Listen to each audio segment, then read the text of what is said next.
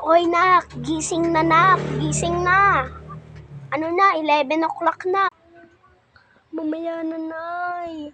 Mga 12 a.m. po, nay. Mamaya na. Ay, sige na nga. Wait lang, nak. Di ba? 9 o'clock pasok mo? Dominic? Oo nga po, nay.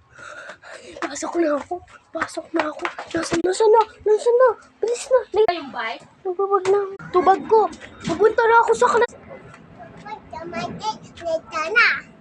Okay, class. Tignan nyo. Ito ang lesson natin ngayon. Ano to? Ito. Ano naman to? Ano to?